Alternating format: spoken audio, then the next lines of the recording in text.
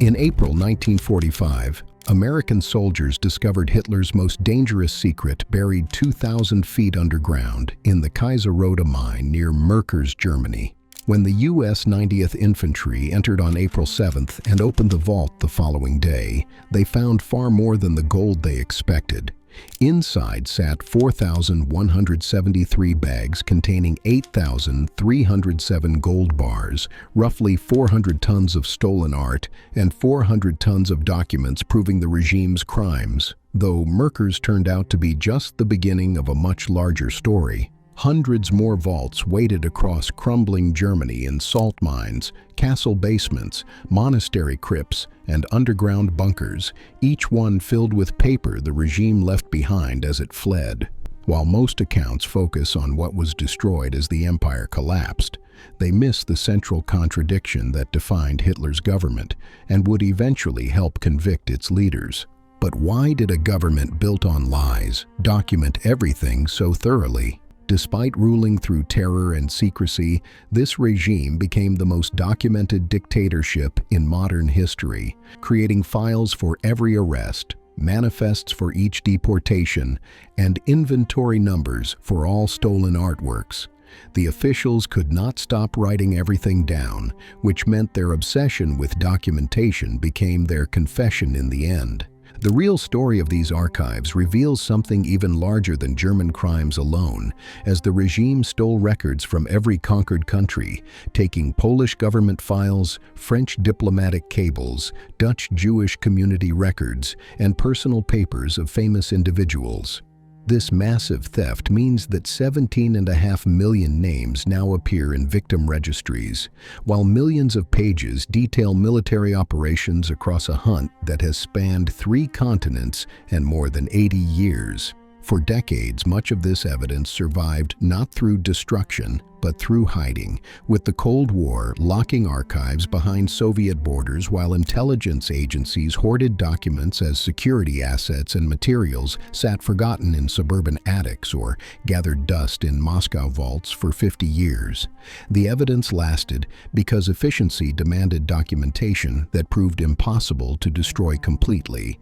Then Cold War secrecy replaced wartime destruction before dramatic rediscoveries happened decades later, revealing truths Hitler never wanted preserved. Understanding why these archives matter so much requires examining how they came to exist in the first place. And that story begins not with Hitler's fall, but with his rise. Section 1. The Paper Empire Hitler Built.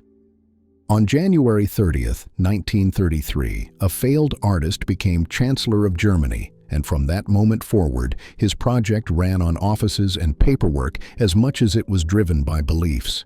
Every transformation of German society required documentation, which meant each step toward dictatorship left a paper trail that would later be used against the regime. The Reich, that would eventually drown in its own archives, started with a simple idea: total control demands total information. Because Hitler and his inner circle needed to know everything, track everyone, and monitor all aspects of German life, paperwork became the foundation of their entire system. This record-keeping system developed rapidly as the state expanded with new ministries and offices, each one generating its own files. The Reich Ministry of Propaganda under Joseph Goebbels churned out censorship reports and media directives, while the Reich Chancellery under Hans Lammers processed thousands of government decisions. At the same time, the Foreign Office under Joachim von Ribbentrop, who took charge in 1938 after replacing Neurath, maintained diplomatic cables and treaty files, and the SS Main Office under Heinrich Himmler created personnel records and security reports. Yet the documentation went far deeper than routine government business. What drove this obsession with recording every detail, even those that would later prove criminal? Racial laws required proof, and the Nuremberg Laws of 1935 demanded family trees showing Aryan ancestry back to 1800. As a result, Germans had to research birth certificates, marriage records, and church baptism books, all of which were copied and filed into thick personal folders. Beyond this basic requirement, SS members faced even stricter standards, with marriage applications needing racial assessments, medical examinations, and family background investigations. And every form went into a permanent file. By the end of the war, in 1945, about 10.7 million index cards had been collected. Each card represented a party member, and each member had a file containing their name, photo, party number, join date, promotions, awards, disciplinary actions, and current address. Consequently, the system was designed for total control and grew to excessive levels. Military rebuilding added another layer to this growing paper empire. Hitler's secret buildup of the German military required hidden budgets, false accounting, shell companies, and coded communications. Yet despite all these deceptions, every scheme still meant documents, including contracts with weapons manufacturers, production reports from steel mills, shipment lists for weapons, and training schedules for new divisions. The obsession with documentation reflected deeper thinking about power and control. Everything must be counted, measured, tracked, and recorded to maintain efficiency through paperwork, control through information, and power through documentation. Meanwhile, political crackdowns created their own paper trail. The secret police maintained files on those seen as enemies, including communists, social democrats, trade unionists, Jewish people, Jehovah's Witnesses, and anyone considered suspect. Each file held reports from informants, notes from harsh questioning, arrest orders, and prison assignments. At the same time, concentration camps kept careful records from the start. Dachau opened in March 1933, and within months it had its own filing system with prisoner registration books, transport lists, work assignments, punishment logs, and documentation of casualties. Furthermore, every measure against Jewish people meant more paperwork. Business licenses were revoked, property was taken, and bank accounts were frozen. Each action required official justification through forms filled out, stamps applied, and copies distributed. As a result, the regime was drowning in its own documentation, yet Hitler demanded more.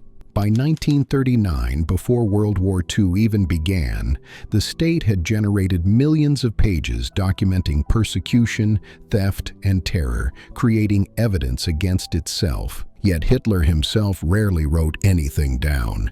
So how did the paper trail become so complete? Hitler's command style made the paper trail even stranger. Adolf Hitler rarely wrote things down himself, preferring verbal orders, face-to-face meetings, telephone calls, and private conversations, because he understood the danger of paper trails. However, he also demanded written confirmation. After issuing a verbal order, he expected his staff to write it down by drafting the order, sending it to relevant ministries, getting signatures, and filing copies. This created a strange pattern. Hitler would speak his orders out loud, and then his subordinates would write them down. The words belonged to the Führer, but the written records came from everyone else. The Reich Chancellery preserved this process.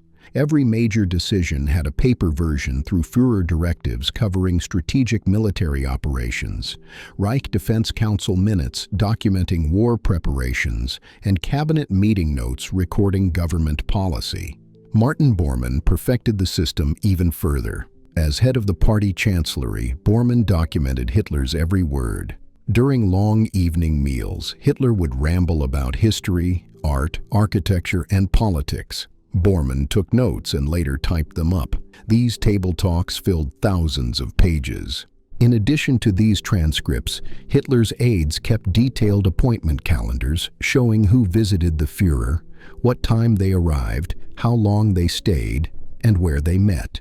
Travel logs tracked Hitler's movements between Berlin, Munich, and his mountain retreat at Berghof. Consequently, the result was complete. Even the so-called secret decisions left paper trails as private opinions ended up in files, and informal conversations became official records. Hitler thought he controlled information by controlling access. He restricted who knew what, separated decisions between different people, and told each subordinate only what they needed.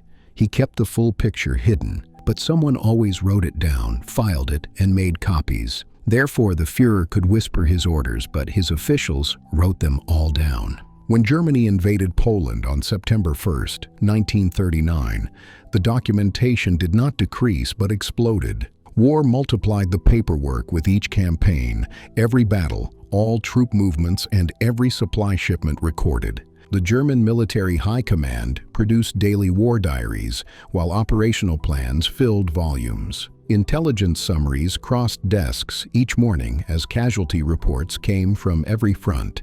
At the same time, supply lists tracked millions of tons of equipment, while transport schedules coordinated trains across Europe. The amount of paperwork was enormous. On the Eastern Front alone, German forces generated thousands of pages per day. Division commanders wrote situation reports, while Corps headquarters put together weekly summaries, and army groups sent assessments to Berlin. The High Command then combined everything for Hitler. Meanwhile, special intelligence sections analyzed Soviet capabilities. Fremde Heere Ost focused on the Red Army with reports predicting Soviet strength, locations, and movements, all carefully documented and filed. Later, American intelligence would capture these records. Microfilm series T-77, T-78, and T-501 would preserve German military operational documents in thousands of reels containing millions of pages documenting the complete military history of Eastern campaigns. However, military records were just one part, as the machinery of systematic violence produced its own massive paper trail that would later become evidence. The Reich Security Main Office expanded rapidly after 1939. Reinhard Heydrich commanded multiple departments, and each kept files including secret police arrest records, criminal police investigations, foreign intelligence reports, and domestic security summaries. Reports came from mobile killing squads called Einsatzgruppen. These 4 squads followed the German military into Poland and later the Soviet Union. Their mission was elimination, their method was bullets, and their documentation was thorough. Each Einsatzgruppe filed regular reports showing how many were eliminated, where, when, and broken down by category, including Jewish people, partisans, communist officials, and local leaders. As a result, the numbers climbed into hundreds of thousands.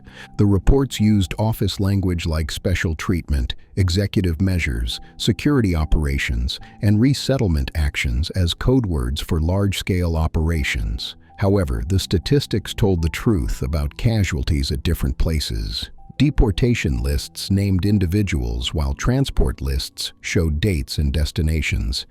At the same time, concentration camp registration books logged arrivals, while labor assignment records tracked work assignments. Documentation noted causes that were often false, but always recorded. Furthermore, the SS Economic Administration managed the camp system with files covering budgets, construction, supplies, and staffing.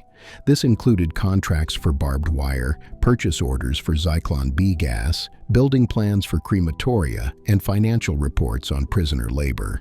On January 20th, 1942, the Wannsee Conference generated one of history's most chilling documents. 15 officials met in a Berlin villa to coordinate the final solution to the Jewish question, and their secretary took minutes with 30 copies detailing plans for organized persecution. Multiple copies went to relevant offices, and while most were destroyed after the war, one survived in Foreign Office files. The meeting discussed transporting 11 million Jewish people to camps, working them through forced labor, and eliminating the survivors, all of which was written down and filed away. The contradiction deepened with every year of war. The regime committed crimes that had never happened before, yet it documented those crimes with thoroughness never seen before. Despite the obvious danger, the officials could not stop writing, even when writing condemned them. By 1943, Allied bombing raids threatened German cities. Berlin suffered regular attacks while government buildings burned and military headquarters moved. Therefore, the leadership faced a choice: protect the archives or lose them. The evacuation began that year. Hermann Göring authorized it, and Walter Funk, president of the Reichsbank, carried it out. The plan was simple: move critical documents to safe locations. Salt mines offered perfect storage with deep underground facilities protected from bombs and stable temperature and humidity. As a result, multiple sites were selected across Germany. The Kaiserode mine at Merkers would hold Reichsbank files and gold, while Schloss Banz in Bavaria would receive some Foreign Office diplomatic cables. Various castles and monasteries would store SS and party records as Hitler's personal papers went to Berghof. The logistics were massive, with trains hauling crates from Berlin, trucks moving files to rural locations, and forced laborers carrying boxes into mines. The spreading out took months. At the same time, selective destruction also began. As Soviet forces approached from the east, Reich Chancellery staff burned papers, while SS offices in occupied territories torched files during retreat. However, the destruction was incomplete due to too much paper and too little time. Conflicting desires fought for control. Some officials wanted evidence destroyed to hide crimes, while others wanted records preserved for the planned Alpine Redoubt resistance. Still, others hoped to use documents for negotiating with allies. As a result, the outcome was incomplete and random. Some materials burned, some were buried, and some were simply abandoned. The paper empire was crumbling, but fragments remained everywhere. By April 1945, with the Reich collapsing, multiple frantic efforts to save or destroy evidence proceeded simultaneously.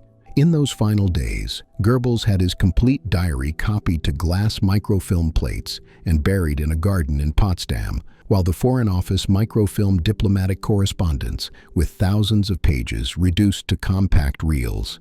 At the same time, Hitler's aides sealed personal papers at Berghof, as Bormann tried evacuating party chancellery files, but trains were not available.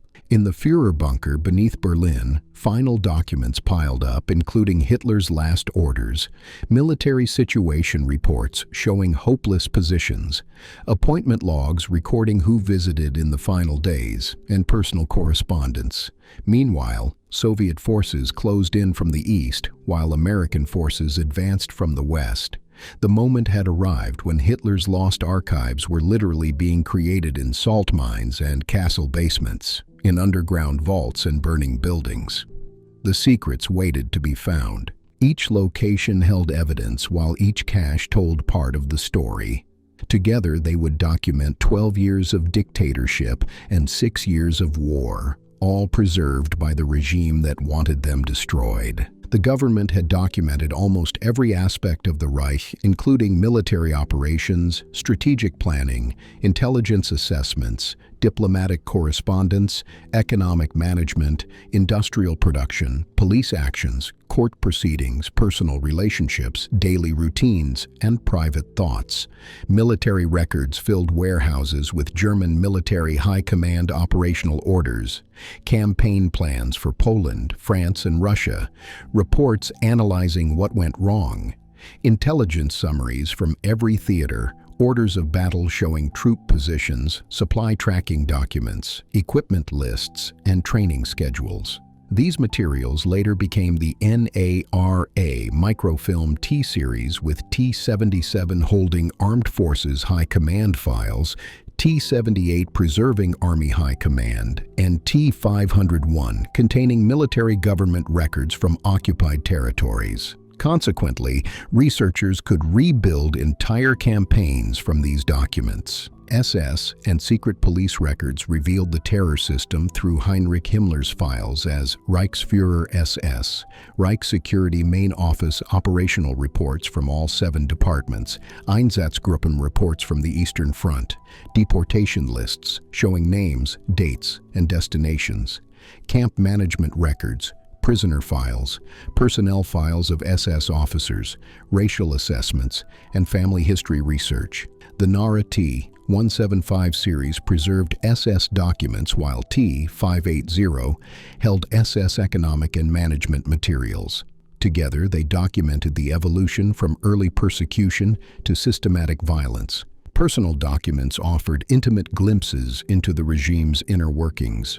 Hitler's unpublished second book from 1928 outlined foreign policy goals, while Joseph Goebbels kept a nearly daily diary from 1923 to 1945, spanning 29 volumes when finally published. Alfred Rosenberg's diary covered 1934 to 1944, as Himmler's appointment diaries tracked meetings and trips.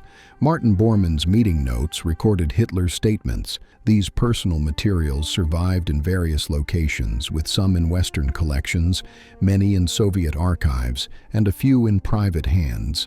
Economic records showed organized theft through Reichsbank financial ledgers, four-year plan, economic reports, Armaments Ministry production statistics, labor assignment records showing forced workers, looted art inventories, and gold and currency seized from victims. The Merkers' discovery included much of this, with 8,000 gold bars, 3,000 bags of gold coins, 55 crates of bullion, 8 bags of dental gold and jewelry from concentration camp victims, and 400 tons of documents proving where it all came from. This mountain of evidence survived through luck and determination. However, first it had to be found. As the Reich collapsed in spring 1945, a frantic hunt began. Allied forces were not just hunting the regime, but something far more valuable: the paperwork that would prove what Hitler had done and tell the world the truth. Section 2. Capturing the documents. In the final weeks of World War II, Allied armies advanced across Germany. They came for victory and stayed for evidence. Behind every German military unit was an intelligence team, while each occupied city received document collection officers. The Allies knew what they were looking for: Hitler's secrets buried on paper. On April 8, 1945, a group from the U.S. 91st Infantry Division approached the Kaiserode mine near Merkers, Thuringia. Local civilians had told American officers about something important hidden underground, and they decided to investigate. Lieutenant Colonel William A. Russell led a small team down the mine shaft, descending 2,100 feet into complete darkness. The elevator ride took 15 minutes, and they used flashlights to see through the thick dust. What they found was beyond expectations. The first chamber held gold with thousands of bars, stacked floor to ceiling, while the second held bags of coins and foreign currency from across occupied Europe. In a third chamber, they discovered crates of art, including paintings, sculptures, and cultural treasures stolen from museums. Then they reached the document rooms, where canvas sacks lined the walls, metal chests stood in rows, and filing cabinets filled entire sections. Russell estimated 400 tons of documents sat in those chambers. The materials came from the Reichsbank and Economics Ministry, with financial records, banking ledgers, organized documentation of theft, transfer orders for gold seized in occupied countries, inventories of jewelry and currency taken from concentration camp prisoners, and accounting for theft on an industrial scale. The Merkers mine revealed something crucial about the regime's inability to destroy its own evidence. What they discovered showed that the regime hid evidence but could not destroy it because the impulse to document was too strong. Even facing defeat, the officials filed paperwork. 2 days later, General George S. Patton visited Merkers, as did General Dwight D. Eisenhower. They walked through the chambers, examined the gold, and read the documents. Both understood the significance, as this was confirmation of planning, evidence of theft, and documentation of terrible acts. Merkers became a template for future searches. If the regime hid documents in one mine, they probably hid them in others. Consequently, Allied intelligence officers began mapping possible sites, questioning captured Germans, following leads, and checking rumors. They were right. Across Germany, caches waited to be found. Meanwhile, in Berlin, another race was already underway for Hitler's own papers. While Americans discovered Merkers, Soviet forces closed on Berlin. Hitler's capital held the greatest prize, with Reich Chancellery files, Führerbunker documents, and personal papers of top officials. On April 21, 1945, Soviet troops entered Berlin, and fighting raged for 2 weeks until the city fell on May 2nd. Soldiers from the Third Shock Army reached the Reich Chancellery first, where they searched through rubble and burned offices. What they found was broken up but valuable, including parts of Hitler's correspondence, notes from Martin Bormann, final entries and appointment logs, Goebbels's last diary pages, and personal papers from the Führer bunker. Much had burned as Hitler's staff destroyed documents while Soviet artillery fell. However, some survived because fire consumes but not completely. Papers tucked in drawers, files fallen behind cabinets, and materials scattered in basement rooms all remained. Soviet Smersh counterintelligence took charge, and officers collected everything, including every page, photo, and file. All were labeled as trophy documents, and within days, trucks began hauling materials to Moscow. The Soviets moved quickly and quietly, while Western allies barely knew what was being taken. The Berlin materials formed the foundation of Russia's special archive, Osoby Archive, locked away from scholars and hidden behind the Iron Curtain. While Americans found gold and financial records, the Soviets found the personal archive of Hitler's inner circle. Both were treasure, but Moscow's treasure would stay hidden for 50 years. Far to the south, a Bavarian network of castles hid even more secrets waiting to be discovered. Throughout May and June 1945, U.S. and British forces swept southern Germany. Bavaria held many hiding places in castles, monasteries, and rural estates, and each search revealed new caches. Schloss Bonds near Bamberg held Foreign Office records including diplomatic cables from 1933 to 1945, treaty files, intelligence reports, and correspondence with Allied governments showing Hitler's pre-war negotiations. It yielded more diplomatic papers, and the Loesch microfilms were especially valuable. Karl von Loesch worked in the German Foreign Office, and as Berlin fell, he microfilmed crucial documents before burying the reels. After Germany's surrender, he led Allied officers to the cache, which contained nearly the entire Hitler-Mussolini correspondence with letters between the dictators, transcripts of their meetings, Foreign Office cables from 1938 to 1944, meeting notes from Hitler's chief interpreter, Paul Schmidt, and diplomatic communications with Japan, Spain, and other allies. This find was significant because original documents rarely survived in such complete form. The microfilms preserved everything, including dates, signatures, stamps, and letterheads, which allowed officers to prove they were real immediately. Meanwhile, various monasteries across Bavaria held different types of SS files. These were not the dramatic security reports, but the ordinary personnel records showing promotions, transfers, disciplinary actions, and career files of thousands of SS officers.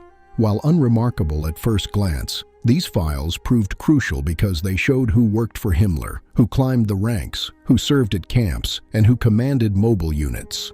The Berghof held Hitler's most personal documents, revealing the dictator's private world. The U.S. 3rd Infantry Division captured the site in early May. Soldiers found private photo albums, correspondence with Eva Braun, building plans for grand buildings never constructed, social correspondence with leaders, invitations, thank you notes, and birthday cards.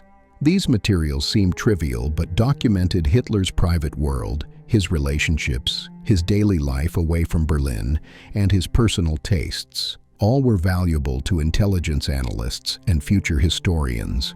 Across castles and mines throughout the region, the same pattern emerged. Hitler left evidence at every location, and the attempt to hide documents by scattering them actually preserved them. No single Allied raid could capture everything, but together the discoveries revealed an enormous amount of material. The regime thought spreading things out meant security. Instead, it meant survival, not for them but for the evidence of their terrible acts, preservation of their secrets, and persistence of documentation. All documented, everything captured, each waiting to be read. By summer 1945, the problem changed. Finding documents was easy, but dealing with them was hard. Allied forces drowned in captured documents with millions of pages, hundreds of thousands of files, and crates filling warehouses. Therefore, the problem shifted from finding documents to processing them. They needed a system. Immediately after the war, the U.S. Army established the Berlin Document Center in Berlin-Zehlendorf to bring together personnel and party files. In 1994, it passed to the Bundesarchiv, West Germany's main national archive. The center's holdings were staggering, with about 10 million index cards. Each card represented a party member, and hundreds of thousands of complete files existed, including SS service records, SA enrollment files, secret police personnel rosters, and professional organization memberships. This was the personnel database of the entire movement, with all members across ranks, every promotion, each award, each transfer, names, photos, signatures, join dates, party numbers, and home addresses. The information served immediate purposes, as officials needed to screen Germans for party membership. War crimes investigations needed background on suspects, and military government needed to check German officials. The Berlin Document Center provided all this. The center almost did not exist, and one man's quick thinking saved millions of records. In May 1945, a German paper mill prepared to turn party files into pulp. Trucks had already started hauling archives from Munich, and the paper would be recycled with the records destroyed. However, Michel Thomas, a German-speaking Jewish survivor who became a U.S. Army officer, discovered the warehouse before pulping began. He secured the site immediately, and by doing so, he saved millions of records. One man's quick thinking preserved the complete membership rolls with all names, every photo, and each lie they later told about their past. The Office of Military Government, United States, or the OMGUS, established processing centers, with Frankfurt becoming a major collection point, and later operations expanded to Alexandria, Virginia. At the same time, Britain cooperated by setting up operations at Wadden Hall, England. The task of processing millions of captured documents seemed almost impossible, but it had to be done. The task was enormous. Sort millions of loose documents, identify sensitive intelligence materials, organize by agency and subject, begin preservation through microfilming, and do it all while maintaining security. Major General William J. Donovan, former head of OSS, coordinated efforts. Archivists from the Library of Congress provided expertise, while intelligence officers with German language skills handled classification and military personnel managed logistics. Challenges multiplied as documents came in various states of damage from water, fire, age, and neglect. No consistent filing system existed, since different agencies used different methods, while multiple languages made processing even harder. Everything carried security classifications, and competing demands emerged between intelligence value and historical preservation. Despite these obstacles, the work continued day by day and file by file as the captured archives took organized shape. The first great use of this paper mountain came quickly. In November 1945, the International Military Tribunal at Nuremberg opened, and documents became crucial evidence. Over 100,000 pages were introduced in court, with millions more organized for possible use. Each exhibit required careful proving with chain of custody, expert testimony, translation into multiple languages, and checking against other records. As a result, the prosecution built cases from paperwork. Führer directives proved aggressive war planning, while SS reports documented systematic violence. Deportation orders bore evidence of Hitler's knowledge, and economic records showed organized theft. Consequently, the defendants faced their own signatures, their own orders, and their own reports. Göring claimed he followed orders, but records showed he gave orders. Similarly, Frank denied knowledge of camps, but documents listed his inspection visits. Speer pleaded ignorance of slave labor, yet files assigned workers to his factories. Their defenses crumbled under documentary evidence. The global audience saw actual documents projected in court, and while witnesses testified, papers testified louder with cold, precise, and undeniable facts. Nuremberg set a new standard, showing that paper trails could prosecute war criminals. While Western allies organized their records, the Soviet Union ran its own vast seizure operation. Soviet forces had captured more territory than anyone, including Poland, Eastern Germany, Austria, Czechoslovakia, and Hungary. Everywhere the Red Army went, documents followed. Soviet trophy brigades accompanied military units, with their mission being cultural seizure of art, books, scientific equipment, industrial machinery, and especially archives. Target sites included Berlin government buildings, Vienna archive buildings, Prague collections, and German military headquarters across Eastern Europe. The Soviets took German government files, party records, military operational documents, and personal papers of leaders. However, they also took what the regime had stolen, including collections from occupied countries, Jewish community records, Masonic lodge files, and university libraries. The scale was immense, with an estimated 3 million captured German documents and entire trainloads shipped to Moscow. Additional materials from other countries were all designated for the Special Archive. Soviet reasons for taking these documents were complex, including intelligence gathering for security, historical documentation of terrible acts, cultural payment for Soviet wartime losses, propaganda value, strategic advantage, and general Soviet secrecy culture. The Special Archive became one of the Cold War's best-kept secrets, completely sealed from Western researchers. Osoby Archive was created specifically for captured materials in climate-controlled KGB facilities in Moscow, with security including guards and multiple clearance levels. Access was almost none. Contents included portions of Goebbels' diary microfilms, Himmler's appointment diaries covering 1937 to 1944, Foreign Office Secret Department files, personal papers of Alfred Rosenberg, Rudolf Diels's documents from early secret police operations, party chancellery management files, records from the Reich Security Main Office, materials from Führerbunker, and papers from Reich Chancellery. Storage conditions were professional, with climate control protecting documents. Organization was by capture, location, and agency. Some holdings were organized, while much was simply stored in warehouses. The Soviets knew they had valuable materials, but did not always know exactly what. However, nobody else knew either. The Moscow holdings were the greatest documentary mystery of the Cold War. Scholars guessed, defectors provided hints, and occasional references appeared in Soviet publications. However, organized knowledge was non-existent, and complete access was impossible. Soviet use of archives was selective and political. When propaganda value existed, documents appeared showing cooperation with the West to embarrass NATO allies. Soviet publications would cite captured German files to show pre-war British agreements, reveal American corporate ties, and demonstrate French appeasement. The archives also served East German purposes. War crimes trials in East Germany used captured documents. Unlike West Germany, the DDR prosecuted former officials aggressively. Soviet collection provided evidence leading to convictions, and the contrast embarrassed West Germany.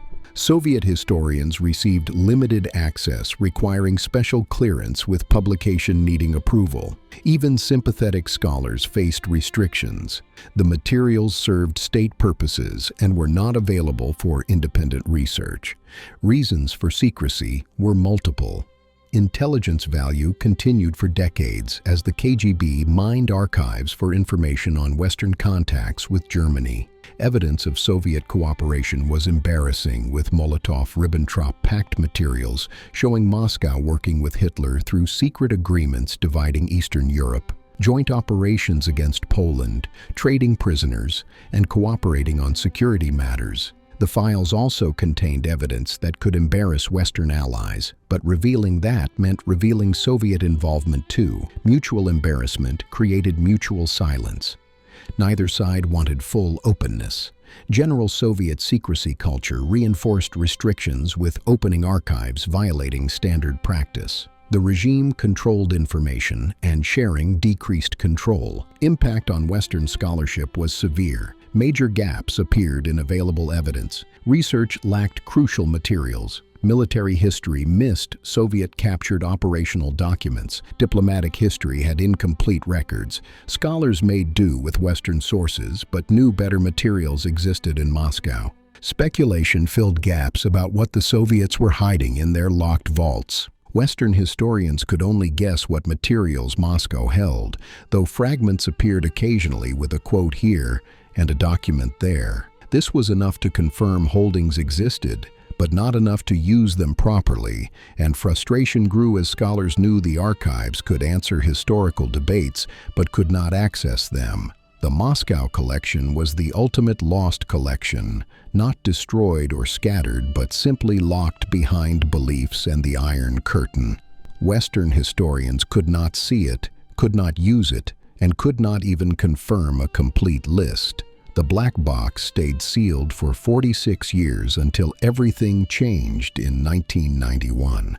While most archives remained sealed, a few privileged researchers got glimpses that shaped early understanding. In the 1950s and 1960s, a few researchers gained limited access to captured documents, and their work had a major impact on how the regime was understood, though their limitations also created gaps in knowledge. William L. Shearer was one of the first to benefit from this access. An American journalist turned historian, he had personal experience in Germany during the 1930s, connections with U.S. military from OSS work, security clearance, and access most academics lacked. Writing The Rise and Fall of the Third Reich in the late 1950s, Shearer consulted German war documents, used Nuremberg trial evidence, and reviewed captured materials at classified facilities. Published in 1960, his massive book brought documents to popular audience. The impact was enormous. Millions read Shearer, and his work shaped popular understanding of Hitler and the regime. It established narratives that lasted for decades. However, it was incomplete. Shearer could not access Soviet holdings. Some Western materials remained classified, SS and secret police files were limited, and documentation was broken up. Shearer's book was groundbreaking, but he was only seeing half the archives. The other half sat in Moscow, unavailable, unread, and unknown. The opening up of classified files began slowly in the 1960s. Some military records opened along with economic ministry files and propaganda materials, while the British 30-year rule started releasing documents from the 1930s and 1940s. However, much remained classified, including intelligence-related materials, sensitive diplomatic correspondence, complete SS and RSHA holdings, personal files of high-ranking officials, anything touching Cold War sensitivities, documents about Soviet-German relations, and evidence revealing intelligence sources. Notable releases included partial foreign ministry diplomatic cables, German military operational orders from major campaigns, selected Nuremberg evidence transcripts, and some camp liberation reports. This was enough for research, but not enough for complete history. Academic frustration grew as scholars knew more existed, but finding aids were inadequate. Microfilm series were not well publicized, and Moscow archives were completely closed. Major questions like when Hitler decided on final solution, whether one order existed or many, and how much ordinary Germans knew remained unanswerable because complete evidence was locked away. Every new document answered one question and raised 10 more. The more scholars saw, the more they knew they were not seeing. The archives were like an iceberg, with most remaining underwater, hidden, classified, restricted, and lost. The Berlin Document Center showed how complicated access to these records had become. The U.S. maintained control in West Berlin and was officially available for research, but reality was far more complex. U.S. military administration controlled the center with an extensive approval process blocking most requests, while academic access was difficult with the center primarily used for investigations.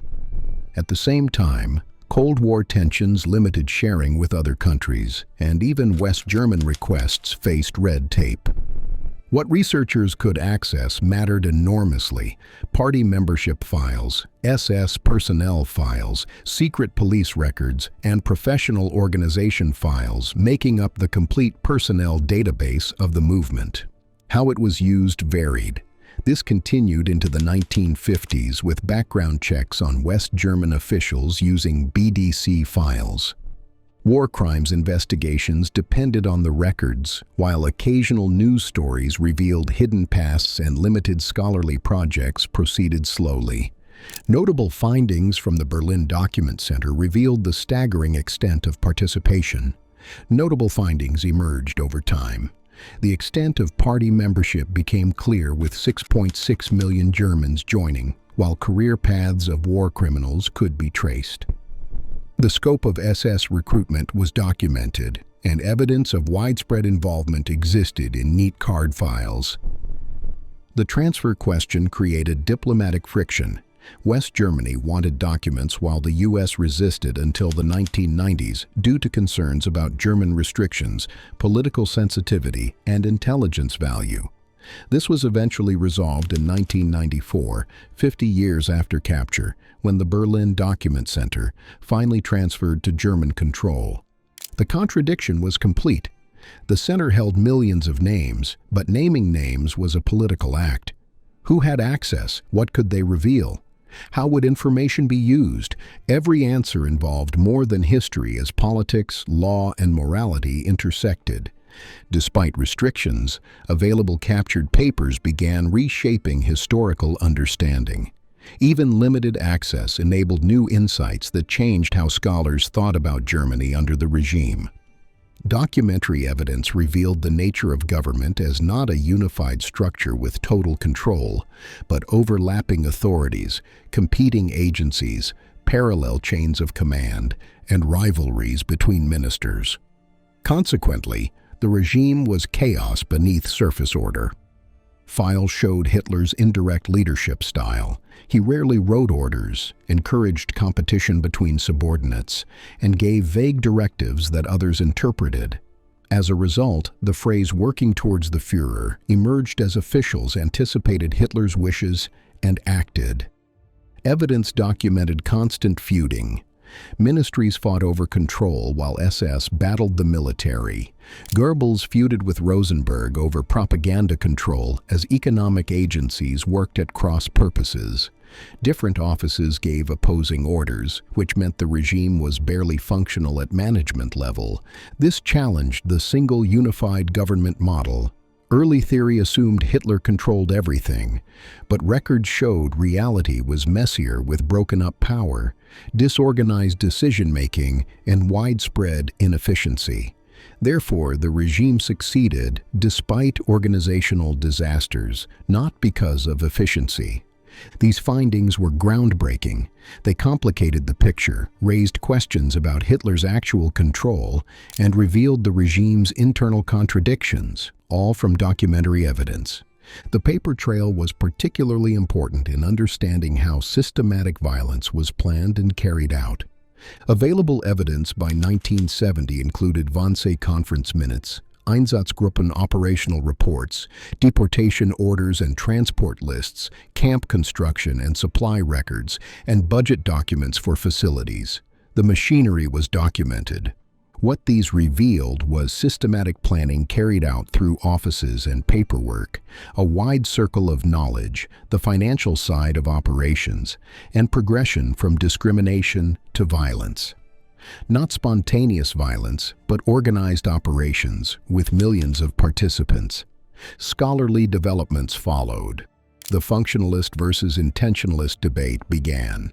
Intentionalists argued Hitler planned from the start with one clear decision and direct orders from the top, while functionalists suggested the process evolved through becoming more extreme with multiple decisions, initiative from below, and competition driving extremism. Both sides found evidence in available documents, but gaps remained. Complete RSHA files were unavailable, many camp records were missing, Prisoner documentation was incomplete, Soviet holdings were unknown, and key personal testimonies were absent. Consequently, clear answers proved impossible. The archives raised as many questions as they answered. Critical issues remained unresolved, including when exactly Hitler decided on final solution, whether one written order existed, how much initiative came from lower levels, what ordinary Germans knew, and how systematic violence became normalized. All were debated, but none clearly resolved, as missing materials made certain answers impossible. What scholars hoped for was access to Soviet holdings and complete documentation, but the wait would be decades. What they wanted was clear: access to Soviet holdings, complete SS and secret police files, personal diaries of inner circle, fuller camp documentation, and complete diplomatic records. The wish list was long, and the wait would be decades. Historians were building a picture with half the pieces still in the box. They could see patterns and identify some details, but the complete image remained unclear. Too many pieces were missing. Too many were locked in Moscow, and too many were still classified in Western collections. For 30 years, from 1950 to 1980, this was the state of affairs. Some access, many restrictions, constant frustration, and incomplete understanding. The archives existed, but Hitler's secrets remained partially hidden, lost behind classifications and politics, lost behind the Iron Curtain, and lost to scholars who needed them most. The Cold War kept Hitler's archives cold, and while the paper trail survived, following it remained difficult. The documents waited, locked in vaults, stuck in red tape, and hidden in Moscow, preserved but completely inaccessible. The greatest evidence collection in history was about to become a weapon in a new war, locked away not by Hitler, but by the very people who captured it. Section 3. Cold War Secrecy. The Allies had won the war and captured Hitler's files. Now they faced a different question: what to do with them? The answer would be shaped by politics, security concerns, and the emerging Cold War. For 3 decades, vast portions would remain lost, not through destruction, but through deliberate restriction. The United States launched a huge project with codename Captured German Records.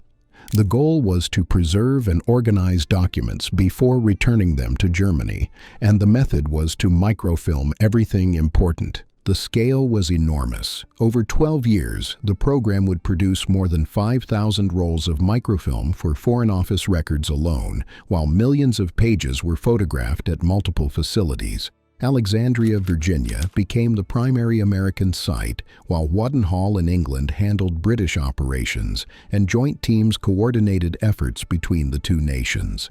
As this work began, the German War Documents Project prioritized foreign policy records, including diplomatic cables, treaty negotiations, international correspondence, and intelligence reports. The materials revealed pre-war German planning, showed Hitler's diplomatic manipulations, and documented broken agreements. Military documents came next, with German military operational orders, strategic planning files, intelligence assessments, and after-action reports preserving the complete military history of campaigns. SS and secret police files followed with personnel files, security reports, police actions, and camp management documenting the machinery of terror. Primary motivations were mixed between intelligence value, preservation, and eventual return to Germany. Intelligence value during the Cold War topped the list as U.S. and British agencies wanted information about Soviet operations and Eastern Europe. The materials contained details on German-Soviet relations, Red Army capabilities, and communist movements. At the same time, preservation of deteriorating originals mattered because paper aged, ink faded, and documents crumbled. Microfilm created permanent copies that could survive decades. Multiple access points became possible with one set of microfilm at National Archives, another at the Library of Congress, copies for universities, and shared sets with allies. Distribution enabled research, while eventual return to Germany was always planned, but only after complete microfilming. Americans wanted to preserve everything before releasing custody. The process was careful and organized. Select documents by importance, create master negatives, produce reference copies, organize by series, and store originals separately. The famous NARA T-series designations emerged from this project. T77, T78, T175, T580, and T501 each indicated a document collection with each series containing multiple reels. They photographed almost every page of government documents. However, who would be allowed to see the photos? The microfilming solved preservation problems, but created access problems. Many documents contained information still considered sensitive, and the classification system turned Hitler's archives into Cold War intelligence. The issue was complex, and some materials revealed intelligent sources and methods.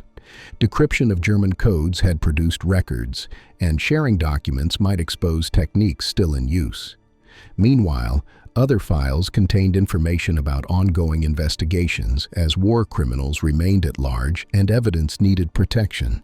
Diplomatic records posed political challenges, showing uncomfortable Western contacts before 1939, including British appeasement, American isolationism, French agreements, and Soviet cooperation. No Allied power wanted these revealed during Cold War propaganda battles. Documents about Soviet-German relations were particularly sensitive, showing the Molotov-Ribbentrop Pact, German intelligence assessments of Soviet military capabilities, and cooperation between Moscow and Berlin from 1939 to 1941. Both sides had material they preferred hidden. Access restrictions multiplied as a result. Intelligence agencies had priority while academic researchers required security clearances. Many series were completely closed to public, and special permission was needed even for cleared scholars. Application processes took months and often ended in denial. Political considerations drove decisions. West Germany was becoming a crucial Cold War ally, and embarrassing revelations about former officials in government could weaken the alliance. Consequently, the need to maintain good relations outweighed historical openness. Soviet Union used documents for propaganda. Moscow would cite German files showing Western cooperation with Hitler. Therefore, Washington and London did not want to provide more ammunition. Controlling access meant controlling narrative. The result was a strange contrast. A vast archive technically existed, but was practically invisible to most researchers. The public assumed materials were destroyed or lost, while only selective leaks appeared. Official histories used limited sources, and academic work faced enormous barriers. The records were not burned, but stuck in red tape and classification. Classification stamps worked as well as flames. Documents might as well have been destroyed if no one could read them. Cold War complications could not prevent eventual return, though conditions were carefully negotiated. From 1956 to 1958, the U.S. began returning original documents, but only after complete microfilming finished. Every page was photographed first, and Americans kept copies of everything while Germans agreed to provide researcher access. Security classifications would be respected, and sensitive materials could remain restricted. The destination was Bundesarchiv, the West German Federal Archives. Locations in Koblenz and Freiburg received millions of pages, including foreign ministry files, military operational records, economic ministry documents, and management records. The volume was enormous. However, not everything returned. The Berlin Document Center remained under U.S. control until 1994, while intelligence-related materials stayed in American custody. Ongoing investigation evidence was excluded, and complete microfilm sets remained in Western archives. The U.S. wanted insurance, as physical copies in American possession meant continued access regardless of German policy. German restrictions quickly frustrated researchers. The promise of open access met reality through German privacy laws applied strictly, personnel files remaining classified, information about victims being protected, and certain diplomatic records staying sealed under national security provisions. Organized public access expanded only after the 1988 Federal Archives Act and subsequent early 1990s changes. Western historians who fought for return found themselves blocked by German administration. The irony was sharp. They pressured return and then could not access what was returned. Consequently, the documents moved from one locked vault to another in a different country with the same restrictions. The Germans got their files back and then locked them in their own vaults. Germany's right to control its own affairs created new barriers through different legal frameworks, varied privacy standards, and persistent security classifications. The documents were home, but were not available. Soviet Union's captured collections became one of Cold War's best-kept secrets. While Western collection had limited access problems, Soviet archives had no access at all. The door was sealed. Official designation was Osobai Archiv, the Special Archive, later incorporated into Russian State Military Archive, RGVA, and State Archive for Politics and History. Location was climate-controlled KGB facilities in Moscow with security including guards and multiple clearance levels. Access was almost none. Content scope was massive, including German documents, archives stolen from occupied countries, personal papers of leaders, military and police records, diplomatic correspondence, and party management files. Notable holdings included complete runs of Goebbels' diary microfilms and critical leadership documents. These holdings included complete runs of Goebbels' diary microfilms, Himmler's daily appointment logs from 1937 to 1944, Reich Security Main Office files, Foreign Ministry encrypted communications, Party Chancellery management records, materials from Führerbunker, and papers from Reich Chancellery. Storage conditions were professional with climate control protecting documents, while organization was by capture location and agency. Some holdings were organized while much was simply stored in warehouses. The Soviets knew they had valuable materials, but did not always know exactly what. However, nobody else knew either. The Moscow holdings were the greatest documentary mystery of the Cold War. Scholars guessed, defectors provided hints, and occasional references appeared in Soviet publications. However, organized knowledge was non-existent and complete access was impossible. Soviet use of archives was selective and political. When propaganda value existed, documents appeared to embarrass NATO allies about cooperation. Soviet publications would cite captured German files to show pre-war British agreements, reveal American corporate ties, and demonstrate French appeasement. The archives also served East German purposes. War crimes trials in East Germany used captured documents, and unlike West Germany, the DDR prosecuted former officials aggressively. Soviet collection provided evidence leading to convictions, and the contrast embarrassed West Germany. Soviet historians received limited access requiring special clearance with publication needing approval. Even sympathetic scholars faced restrictions, as the materials served state purposes and were not available for independent research. Reasons for secrecy were multiple and overlapping. Intelligence value continued for decades as the KGB mined archives for information on Western contacts with Germany. Evidence of Soviet cooperation was embarrassing as Molotov-Ribbentrop Pact materials showed Moscow working with Hitler through secret agreements dividing Eastern Europe, joint operations against Poland, trading prisoners, and cooperating on security matters. The files also contained evidence that could embarrass Western allies, but revealing that meant revealing Soviet involvement too. Mutual embarrassment created mutual silence, and neither side wanted full openness. General Soviet secrecy culture reinforced restrictions as opening archives violated standard practice.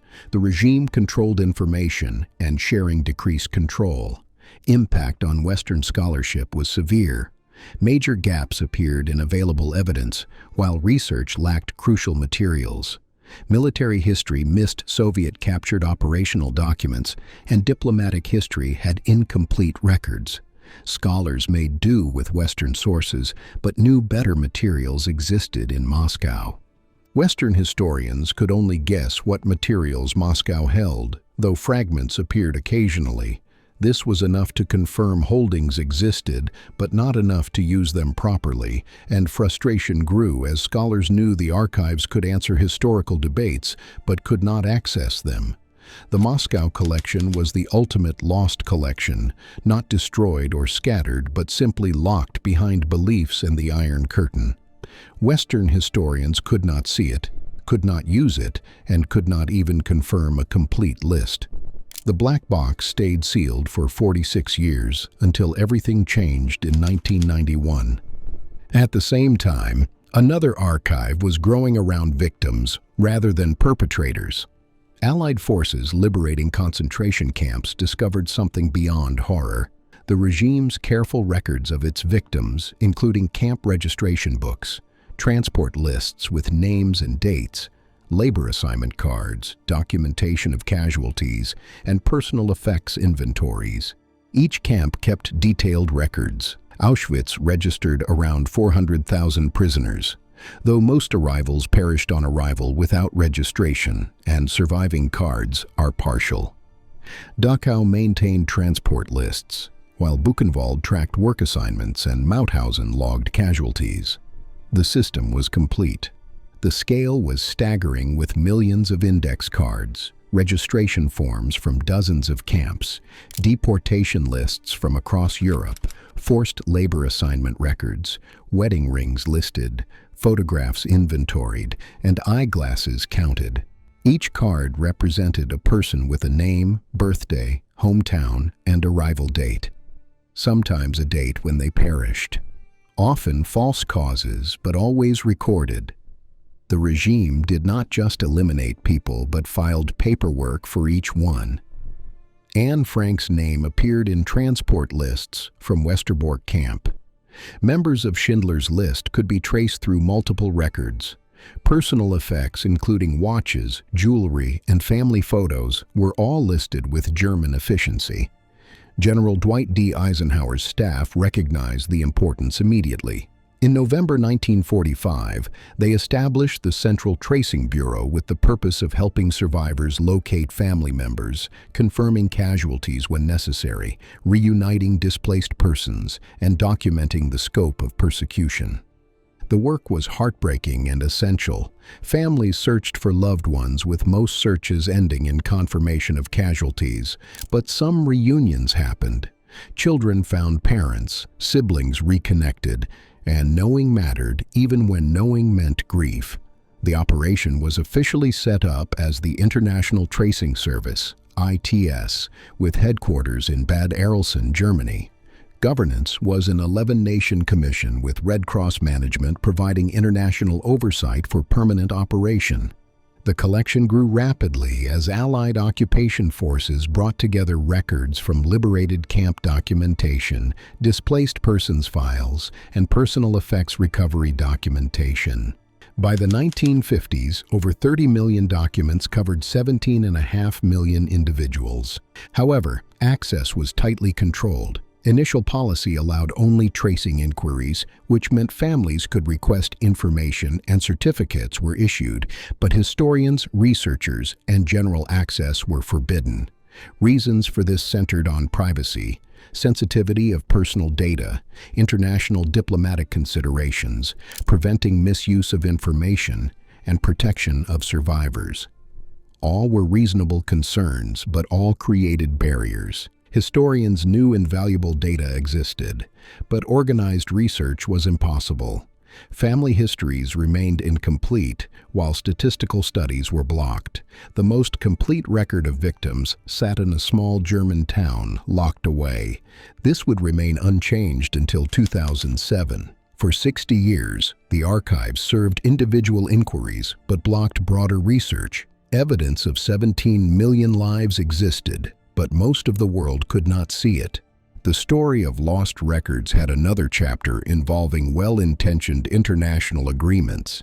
These documents were not hidden by the regime, not classified by intelligence agencies, and not locked by Soviets. Instead, they were sealed by a well-intentioned international agreement. The victims' documentation, the most complete memorial never intended as such, remained inaccessible to the very people who needed it most, including historians trying to understand systematic violence, educators teaching about the events, and families tracing their heritage, all blocked by red tape and competing concerns. By 1949, 4 years after Hitler's death, the immediate chaos of document capture had settled. Millions of pages sat in Allied custody. The Nuremberg trials had used documents to convict officials, while intelligence agencies hoarded files for Cold War purposes. The Berlin Document Center housed personnel records. Moscow kept its own immense collection secret, and Arelson protected victim documentation. However, questions remained. Who would control access?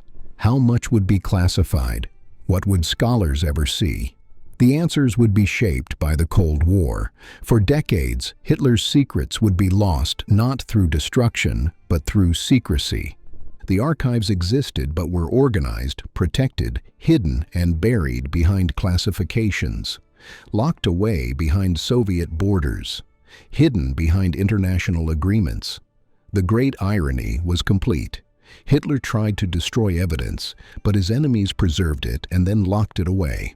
The paper trail survived, but for decades few could follow it. However, the world's hunger for these lost documents would soon lead to both dramatic deception and genuine breakthrough. Section 4. Soviet Records Revealed. In 1983, that hunger met ambition, and the result was one of history's most embarrassing forgeries. However, it was also the beginning of genuine rediscovery. The Soviet Union would collapse, Moscow's vaults would open, real diaries would emerge, and the digital era would begin. The lost archives would become found.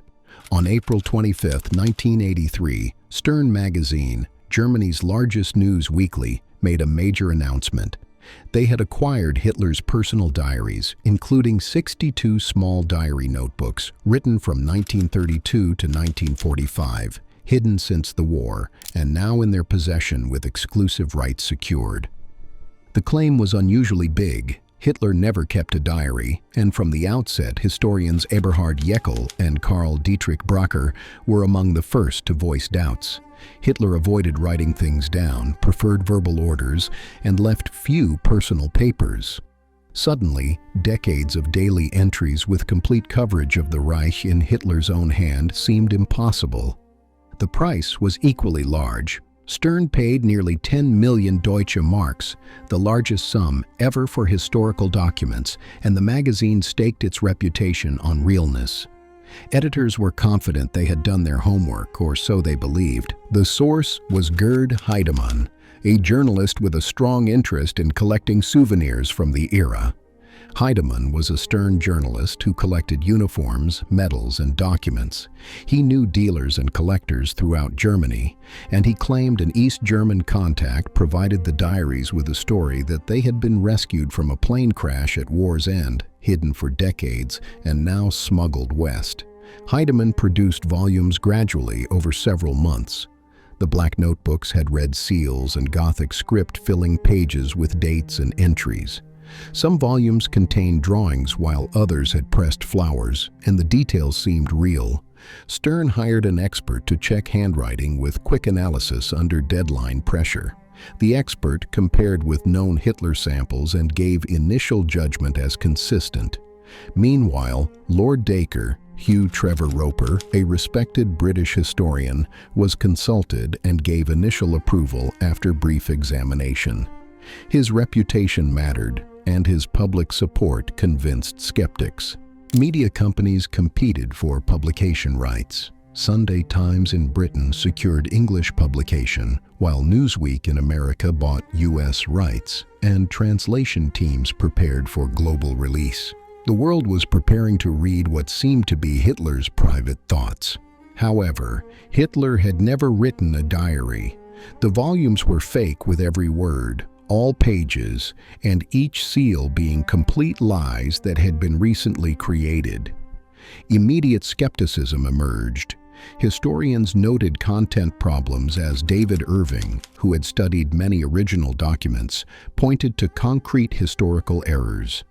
Both Hugh Trevor Roper and American historian Gerhard Weinberg also voiced their doubts about the diaries. Entries contained words that did not exist yet at that time, while historical errors appeared and writing style did not match real Hitler letters. The background story raised questions because the plane crash could not be checked and the East German source seemed invented. However, Stern pushed forward.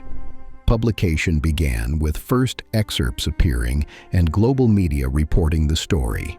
Then, serious examination started. West German Federal Archives volunteered to test materials with expertise and equipment for 2 weeks of intensive analysis. Chemical tests on paper and ink, binding materials examined, thread checked, glue analyzed, and everything carefully inspected. On May 6, 1983, less than 2 weeks after the announcement, the verdict came back as complete fake. The paper had been manufactured in the 1980s with ink containing modern chemicals, while polyester threads in bindings were post-war and whiteners in paper were contemporary. Artificial aging had been applied, and tests left no doubt about the forgery. The forger was quickly identified as Konrad Kujau, a Stuttgart dealer in souvenirs who had been producing fakes for years, including fake Hitler paintings, forged documents, and manufactured medals. He was known in collector circles as unreliable, but Heidemann either did not know, did not care, or knew and participated. As a result, both men were eventually convicted. Criminal prosecutions followed quickly. Kujau received 42 months imprisonment while Heidemann got 56 months, and both were convicted of fraud with millions in damages. Stern's reputation was severely damaged, Sunday Times was humiliated, and Trevor Roper's reputation suffered, though he had taken back public support quickly upon seeing the test results. The international embarrassment was complete. German media credibility was questioned, while journalistic standards were debated. How did this happen? Deadline pressure overcame skepticism as financial investment created wishful thinking. Consequently, the desire for exciting discovery bypassed checking through inadequate proving procedures and political pressure to publish quickly. Why did the hoax work at all, and what lessons did it teach the archival community? Public hunger for exciting discoveries made people want to believe. Financial reasons overwhelmed caution, as experts made rushed judgments. Checking procedures were inadequate, and wishful thinking affected professionals who should have known better. Long-term impact was significant as checking standards strengthened across archives.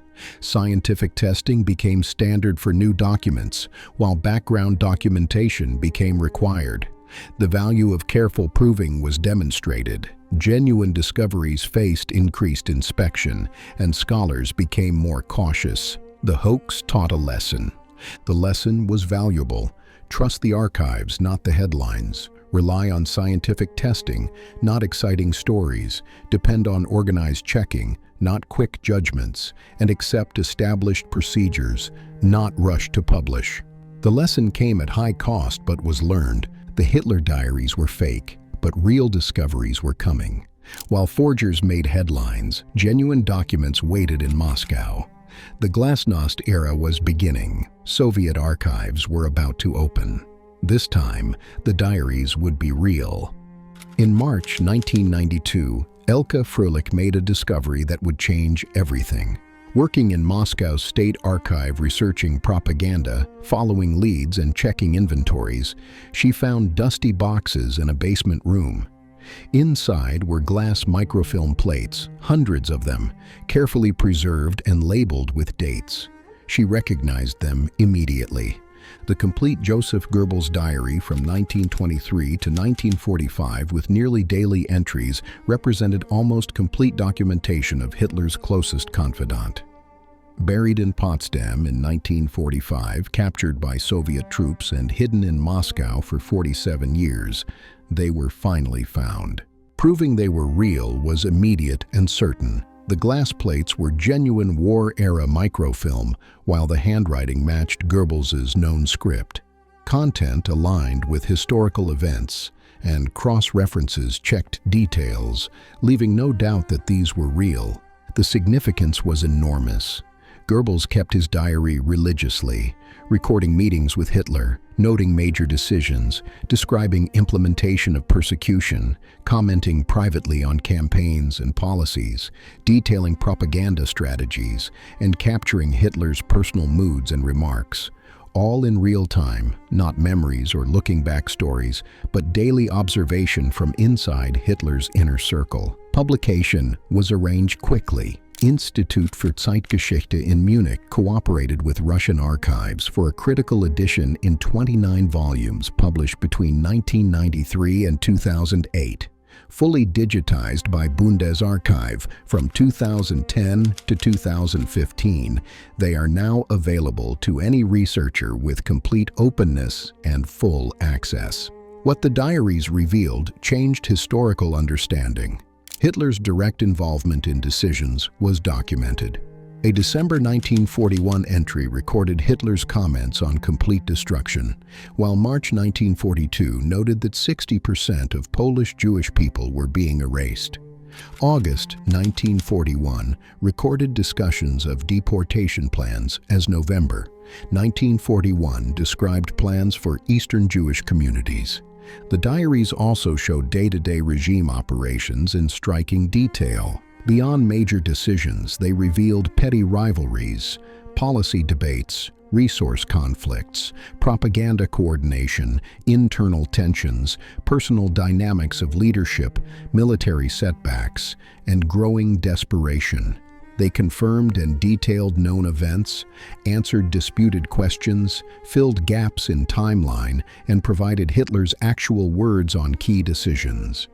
Not third-hand reports or faded memories, but direct documentation from the time. Goebbels was always listening, and Goebbels wrote everything down. His intense documentation survived his regime, while his glass plates outlasted his Reich. Truth preserved in microfilm form. However, Goebbels's diary was not the only major discovery. Other personal papers emerged as other vaults opened. The 1990s brought revelation after revelation. Alfred Rosenberg was chief believer in racial ideology, author of Myth of the 20th Century, and Reich Minister for occupied Eastern territories, responsible for Eastern racial policies involving widespread casualties, theft, and abuse.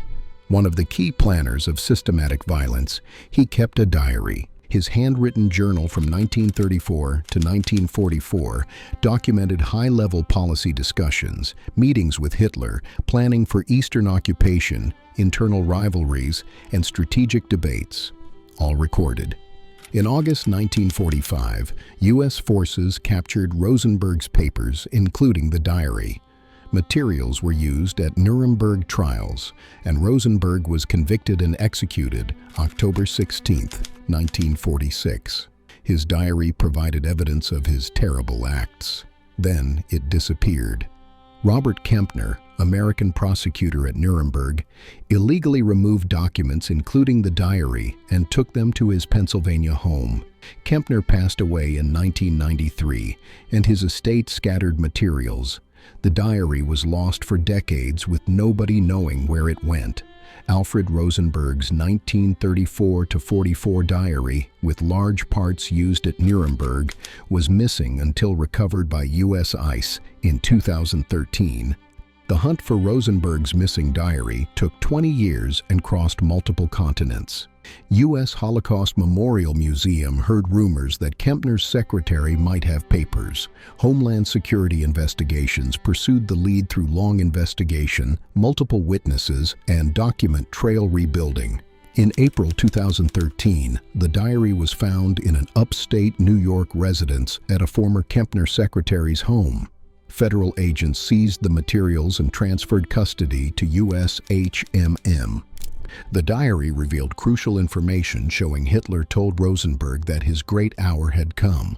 Planning for Eastern occupation was documented, while conflicts with Himmler and Goebbels were recorded. Explanations for systematic violence were preserved as management details of occupation policy were noted. The story itself was remarkable.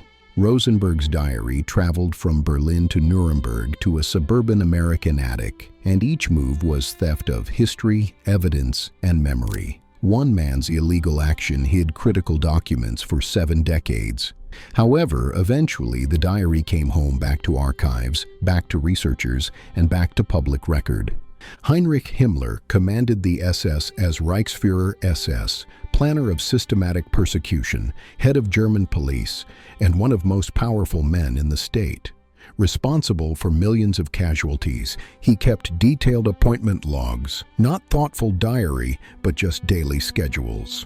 The logs were kept by Himmler's assistants covering 1937 to 38, 1941 to 42, and 1943 to 44 with daily appointments, meeting schedules with Hitler, visits to concentration camps, inspection tours of execution sites, family activities, and social events. Everything logged.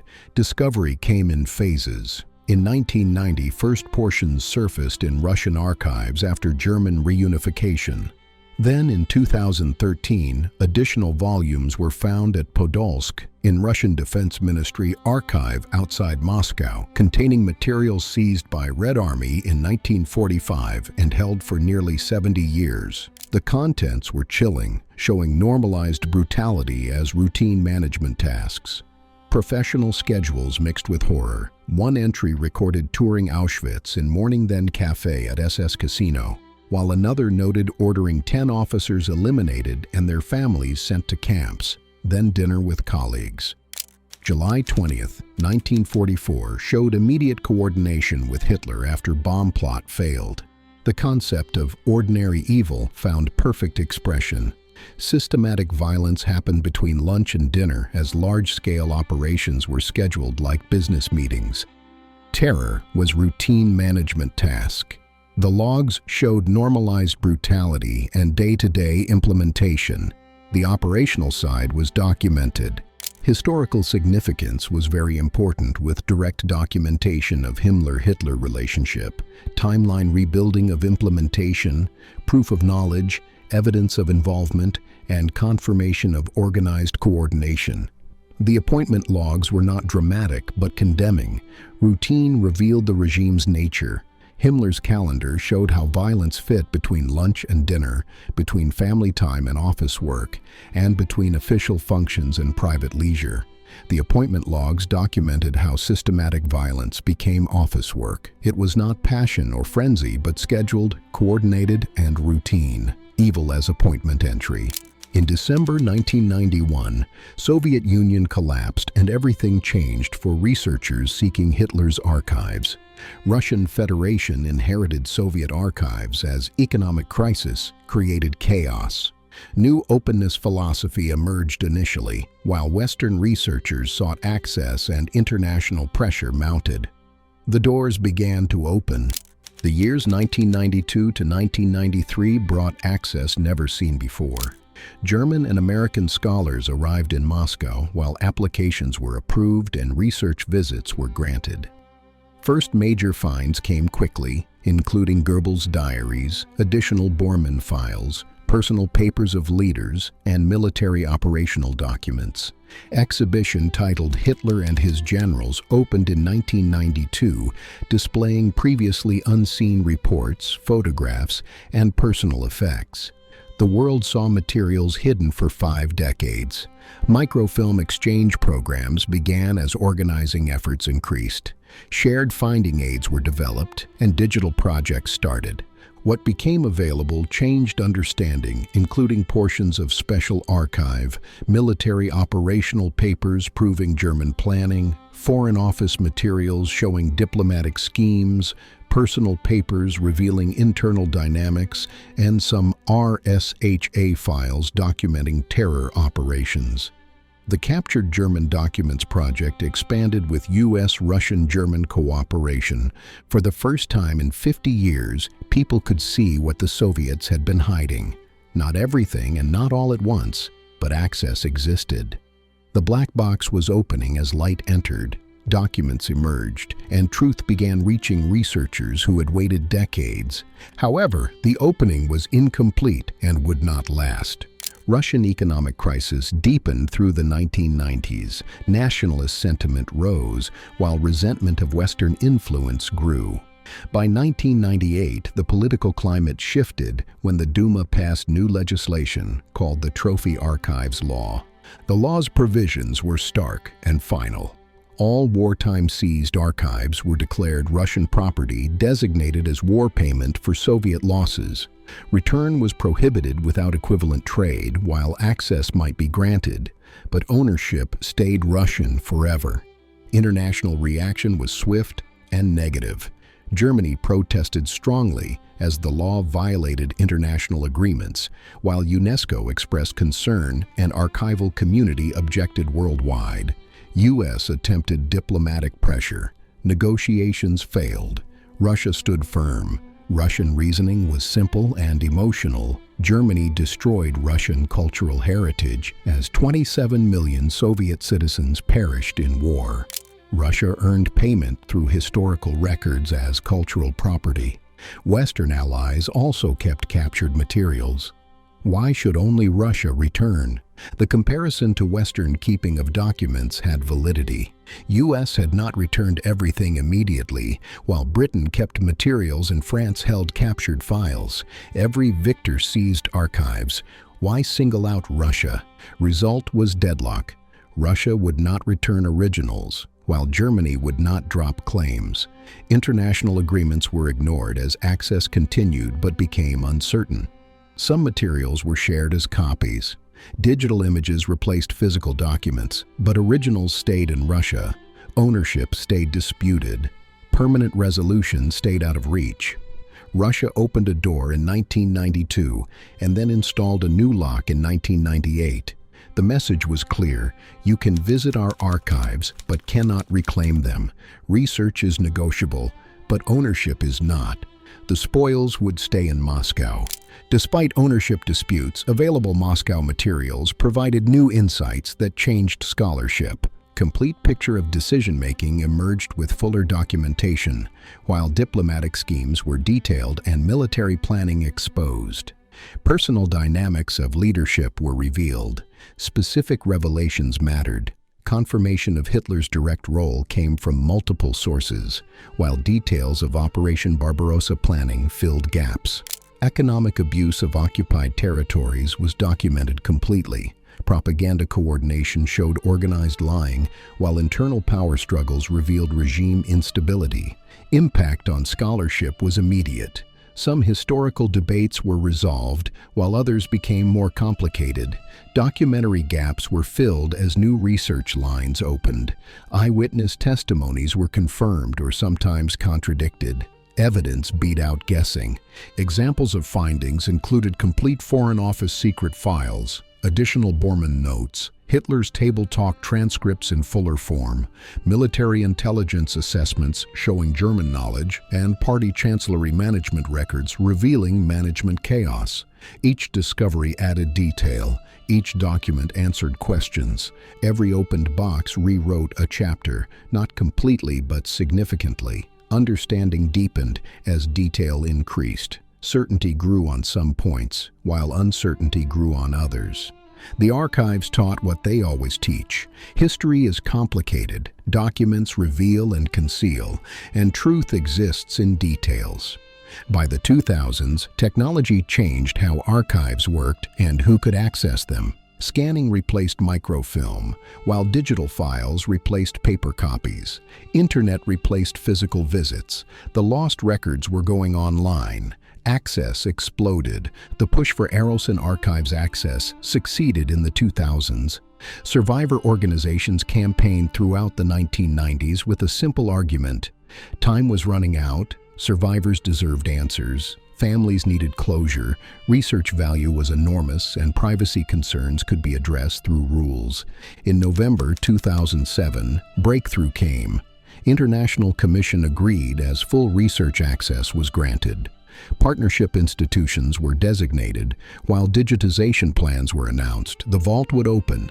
Holdings were staggering. 30 million documents, 17.5 million individual victims documented, camp registration cards, transport lists, forced labor records, personal effects inventories, documentation of casualties, and displaced persons files. The most complete record of persecution ever assembled. Impact was immediate and emotional. Families found final records of relatives, while researchers conducted organized studies for the first time. Statistical analysis became possible as education was enhanced. The Stolen Memory Project began returning personal items to families, including wedding rings, watches, and photographs. Small objects with enormous meaning, 17 million names, each one a person, each card a life, each document a memory. Hitler tried to erase them. The archives remembered them all. The filing cabinets outlasted the dictator. The records preserved what terror tried to destroy. Mass digitization projects expanded rapidly, making archives accessible worldwide instantly. U.S. National Archives began scanning microfilm series. NARAT series went online with millions of pages accessible worldwide, while International Research Portal created unified search. Finding aids were digitized, documents available instantly. German Federal Archives launched the Bundesarchiv digitization program with Goebbels' diaries fully scanned, photographs online, personnel files digitized, and search capabilities enhanced dramatically. What once required travel now needed only internet. British National Archives released German Foreign Office records online, including war crimes investigation files, intelligence reports, and harsh questioning transcripts. Everything available for download with multi-language interfaces and open access philosophy, providing democratic access to documentary evidence. International cooperation increased through shared digital storage, unified search platforms, cross-referencing capabilities, coordination between national archives, common standards, and compatible systems, creating a global network of documentation. Hitler's secrets were going online. Anyone with internet could now be a researcher, including students in rural schools, survivors' grandchildren, journalists, teachers, filmmakers, and artists. The barriers fell, the documents spread, the truth went viral. Technology applications expanded beyond simple digitization. Optical character recognition converted images to searchable text, while handwriting recognition algorithms read Gothic script. Automated translation broke language barriers as pattern recognition found connections. Network analysis mapped relationships. New research capabilities emerged that were impossible just decades before. Researchers could search millions of pages instantly, track individuals across documents, map SS officer networks, identify decision-making patterns, cross-reference across archives, and perform statistical analysis of massive datasets. Questions impossible in paper era became answerable. Specific projects demonstrated potential through efforts like NARA's Records Access Program, Arlson Archives Digital Platform, Bundesarchiv Online Portal, International Research Portal, and Holocaust Museum databases. Each added functionality. Each enabled new research methods. Research breakthroughs followed. Transport routes were rebuilt through automated analysis, while criminal networks were mapped from personnel files. Victim fates were determined through cross-referencing. Historical debates were resolved with complete evidence. New questions emerged from unexpected patterns. Artificial intelligence was reading Hitler's handwriting. Machines tracked connections humans could not see, while algorithms found patterns in chaos. Computers processed what would take researchers lifetimes. The machines were better at remembering than humans ever were. The digital change made democratic access possible. Physical documents required travel, money, and time. Digital files needed only internet. Poor students, remote researchers, and elderly survivors all gained equal access. Geography became irrelevant. Economic barriers fell. The documentary record was finally, truly accessible. The journey from salt mines to servers took 80 years, but the archives are no longer lost. They were found, organized, digitized, shared, protected, and available. The secrets Hitler wanted destroyed were now preserved in millions of digital copies scattered across servers, backed up in cloud storage, and mirrored in multiple countries. Impossible to erase now. Permanent record of temporary evil. However, the survival of Hitler's paperwork raised important questions about what these documents actually revealed and how they changed our understanding. The answers form the final part of this story, examining the legacy of these archives and their impact on memory, justice, and historical truth. Section 5. The Archives' Impact. Hitler tried to rule through terror, myth, and secrecy, but he ended up ruling through paperwork. The documents survived, outlasted propaganda, defeated lies, and preserved truth. After 80 years of study by historians worldwide, the verdict is clear. The archives changed everything about how we understand this regime, how we understand systematic violence driven by the regime's beliefs about racial superiority, how we remember those who perished, and how we combat denial of historical atrocities. By examining these records, we can learn crucial lessons about the dangers of unchecked power and the importance of preserving historical truth. The documents revealed the nature of power in this regime, not as efficient total control, but as competing powers, overlapping authorities, and inspiring but indirect leadership.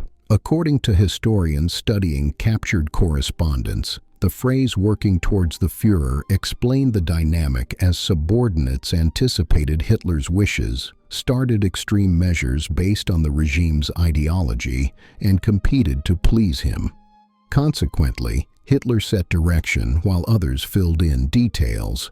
Specific evidence documented this through ministry feuds and captured correspondence, conflicting orders from different agencies, local officials taking extreme initiatives, Hitler encouraging competition, and lack of clear command chains. As a result, the outcome was becoming more extreme through chaos. Each agency tried to outdo the others, which meant extremism became normal and violence grew worse without formal orders. Impact on understanding was very strong and challenged long-held beliefs about Hitler's control. The myth that Hitler controlled everything collapsed as the regime's problems with organization became clear. Beliefs driving policy replaced central planning, while the system enabled brutality through poor organization. Furthermore, lower-level actors mattered enormously.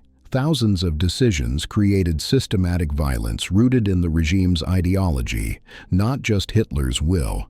The contrast was striking. The government was an organizational disaster, and paradoxically, that made it more dangerous, not less. Chaos produced extremism, while poor organization enabled brutality. Competition made policy more extreme as everyone worked towards the Führer. This produced scale never seen before, resulting in the systematic persecution and murder of millions based on beliefs about racial superiority that we now recognize as gross violations of human rights. The paper trail proved systematic planning clearly, orderly planning documented, implementation proven through records, wide circle of knowledge confirmed, office pathway evident, economic dimensions exposed, and progression from discrimination to complete destruction traceable. Key document types told the story. Wannsee conference minutes showed coordination of what historians now call the final solution, while reports from mobile killing units counted elimination. At the same time, transport lists named individuals as camp construction contracts, proved facilities designed for mass murder. Budget documents funded operations, while labor assignment records tracked forced labor and abuse. Additionally, personal property inventories listed theft from murdered individuals. What this demonstrated was undeniable. and left no room for doubt about the regime's systematic crimes. According to historical research, systematic violence was not spontaneous, but required extensive coordination involving thousands of participants who carefully documented their own actions. Moreover, economic abuse was central as those persecuted were tracked at every stage from identification through deportation to property seizure. Impact on combating historical denial was decisive. It became impossible to deny scale with 17 million names in registries, while it was equally impossible to dispute knowledge as thousands of officials processed papers. Similarly, it proved impossible to refute planning with years of preparation documented, while impossible to reject participation as personnel files proved who served where. The documents spoke for themselves. The regime wrote their own confession and then filed it in multiple copies. The obsession with office work became their conviction, and the paperwork they created condemned them through their own words, their own signatures, and their own records. All of it cannot be denied. Evidence of Hitler's personal role was substantial through orders authorizing military operations, meeting notes from inner circle diaries documenting his involvement, direct quotes in Goebbels's diary preserving his words, Himmler's logs tracking Hitler meetings, personal correspondence showing his knowledge, and table talk transcripts revealing his thinking. However, the historical debate eventually found resolution. Both sides had evidence as Hitler set the framework while subordinates filled in details.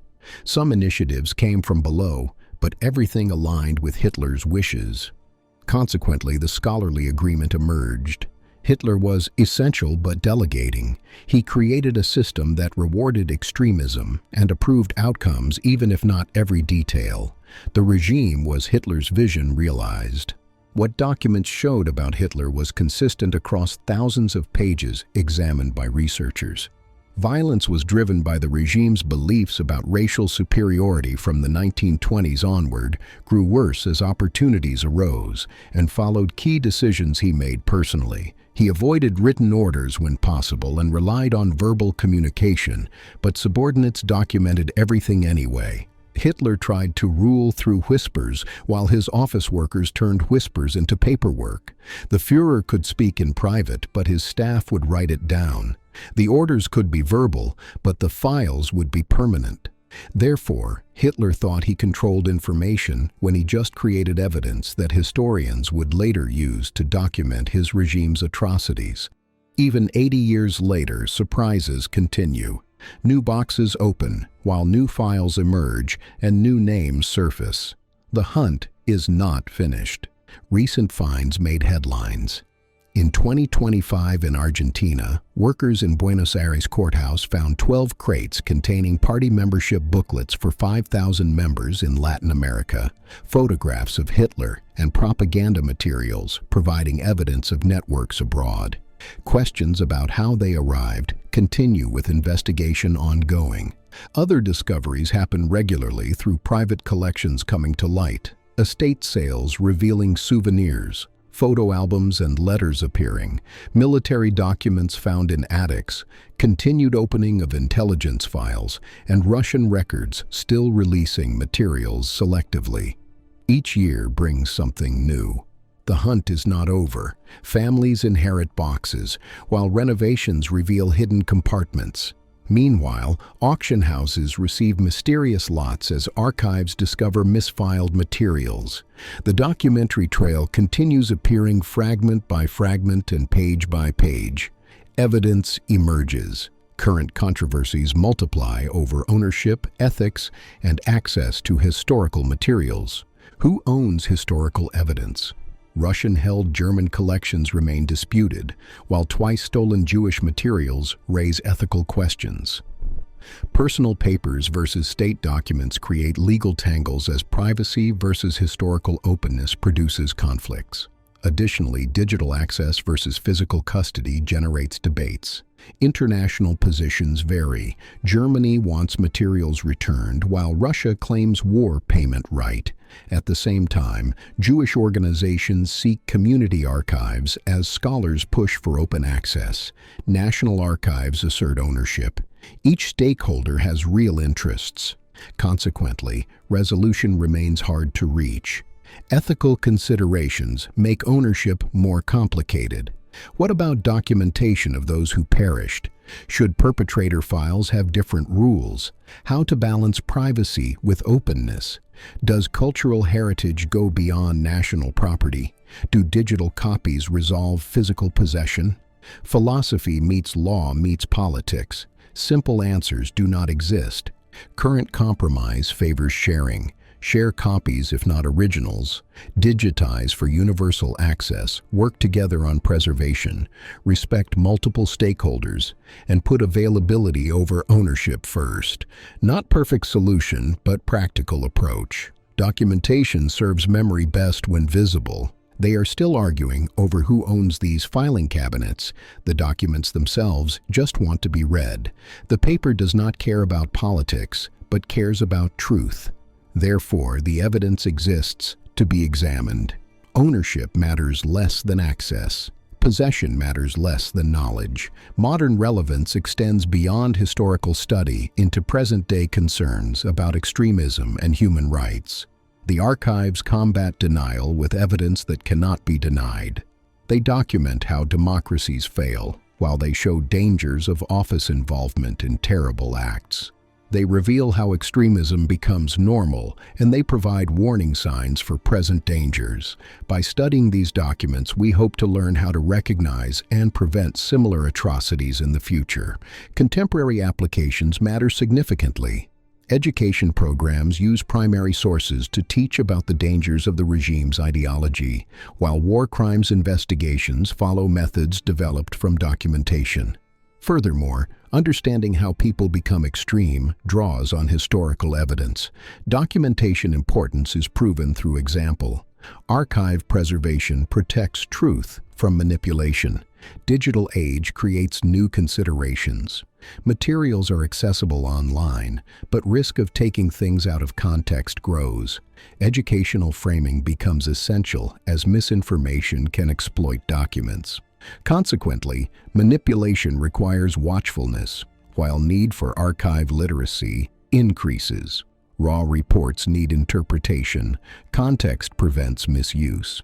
These archives are not just history, but a manual for what to watch for, showing warning signs, documenting dangerous patterns, revealing how evil becomes normal, proving importance of documentation, demonstrating power of evidence, and teaching eternal lessons. The past instructs the present. The documents warn the future. This documentary aims to educate about these dangers so they are never repeated. The greatest defeat the regime suffered came after its fall, when those who perished were remembered. The terrible acts driven by beliefs about racial superiority were documented. The names survived. The truth endured. The archives became memorial, unintended, unplanned, but real. The Arolsen Archives achievement stands as monument. 17.5 million individuals documented, with each card representing a person, not a number. Names, dates, and locations preserved. Personal effects tracked. Final fates recorded. The regime wanted anonymous operations, but the records restored individuality to those murdered based on false beliefs about race that we now recognize as fundamentally wrong. Examples multiply across the collection. Anne Frank's transport list survived, while members of Oskar Schindler's list were traced. Family connections were restored decades later as personal items returned to descendants. Furthermore, the Stolen Memory Project continues work with wedding rings reaching granddaughters and watches returning to nephews. Small objects carry enormous meaning, providing physical connection to murdered relatives. The meaning goes beyond statistics. Memory preserved through documentation as each name was reclaimed from being forgotten. Documentation became resistance to erasure. The officials meant to track those they persecuted, but created permanent memorial instead. The regime turned people into numbers, but the archives turned the numbers back into people, each one an individual who suffered systematic persecution based on beliefs about race that we now recognize as grossly wrong. The Berlin Document Center had opposite effect. 10 million party members documented, with SS officer careers tracked and promotions and assignments recorded. No escape into being unknown. Denials destroyed. The card listing remembered what they wanted forgotten. Legal and historical accountability followed decades later based on these preserved records. War crimes trials happened decades later based on personnel files, while career paths were rebuilt from documents. Involvement proven from records. Justice delayed but not entirely denied. Some criminals escaped, but not all. Consequently, documents enabled prosecution. Evidence convicted criminals. Political exposures resulted from these archives. West German officials' pasts revealed including Kurt Georg Kiesinger as chancellor with party membership, Heinrich Lübke as president involved in building facilities where forced laborers were held, and Kurt Waldheim as UN Secretary General who served in military intelligence. Documented membership could not be denied. Files do not lie. Cards do not forget. Archives serve memory continuously through primary source education, bringing students face-to-face with evidence, museum partnerships displaying original documents, digital exhibitions reaching global audiences, school curricula integrating actual files, and survivor testimony finding backing in paperwork. Memory is protected by proof. Combating historical denial relies on records. Original files are available for inspection, scientifically checked, cross-referenced and organized, searchable and accessible, and impossible to dismiss as made up. Those who deny these atrocities can claim fraud, but records prove the truth. Consequently, conspiracy theories collapse against complete documentation. Future preservation ensures permanence. Digitization means copies exist everywhere, while multiple storage places provide security. International cooperation protects against loss, as open access prevents suppression. Meanwhile, next generation learns archive skills. The work continues. Documents outlast deniers. Files outlast forgetting. Truth outlasts lies. Memory outlasts erasure. Paper is fragile, but memory is not. The documents may yellow and crack, but digital files endure. The collection may migrate formats, but truth remains constant.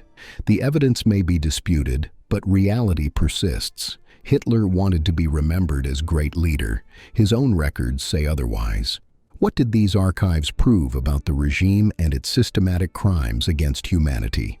According to historians studying these documents, they made clear that the regime's ideology led to systematic violence as Hitler created a system of becoming more extreme. They showed thousands knew and participated, while they demonstrated planning and coordination. Furthermore, they confirmed Hitler's direct role as they proved machinery was office-based. They showed events happened exactly as survivors described. The regime's true nature emerged from files as built on terror and documentation, chaotic but organized in implementation, efficient only at destruction, dependent on wide involvement, and defeated by its own evidence. What survived was condemning, complete documentary record of atrocities driven by false beliefs about racial superiority. Hitler built his regime to last 1,000 years, but his filing cabinets lasted longer. The documents outlived the dictator, while the archives outlived the regime. Evidence outlasted propaganda, as truth outlasted lies. Paperwork proved more lasting than power. The officials wrote history. They did not mean to. They could not help themselves. The great irony defines the story. Hitler demanded documentation for efficiency, and his officials agreed enthusiastically. The regime documented its own terrible acts carefully, and the evidence survived. Documentation enabled accountability, all unintended, all certain to happen. What Hitler intended was different from what the archives became. He wanted records for efficient management, proof of racial superiority, victory monuments, historical legacy of conquest, thousand-year regime celebration, glory and triumph, power and domination, and permanent empire. What the archives became was opposite: evidence for prosecution, material for education, proof of terrible acts, monument to those who perished, warning to future, testimony of survivors, conviction of criminals, and memorial of resistance. They meant to write their triumph, but wrote their confession instead. Every order, all transports, each casualty, all recorded, everything preserved, all accessible. The paper empire defeated the paper dictator. The journey is complete from salt mines to servers, from secret vaults to open access, from Cold War weapons to educational tools, from classified files to digital databases, and from hidden evidence to universal knowledge. 80 years of searching, finding, hiding, revealing, digitizing, and sharing. What remains is work. Some materials still restricted, while some collections are still in disputes. Some documents likely still undiscovered as ongoing digitization projects continue. Meanwhile, continuous research produces new insights. Questions emerge from old papers. The archives are alive. They keep teaching. They never stop speaking. The ultimate lesson is clear and proven by the regime's own records. Documentation matters enormously as archives preserve truth permanently. Evidence outlasts propaganda always, while memory defeats forgetting eventually. History holds power accountable in the end.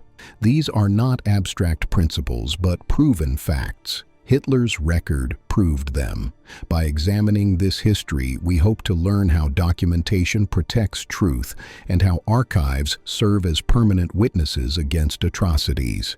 Inside Hitler's lost archives, we found what Hitler never intended: truth, simple fact, documented reality, and undeniable evidence of systematic crimes against humanity driven by the regime's ideology. Buried in salt mines 2,000 feet down, locked in Soviet vaults for 50 years, scattered across 3 continents, and hiding in suburban attics, the documents waited. Each page a witness, each file a testimony.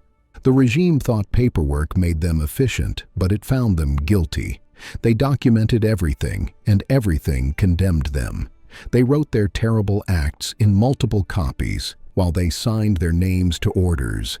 They filed evidence. They preserved what they should have destroyed. 80 years later, the hunt continues. New boxes open each year, while new files emerge regularly. New names surface constantly. Hitler wanted those who perished forgotten, but the collections remembered them. Hitler wanted his terrible acts hidden, but the storage places exposed them.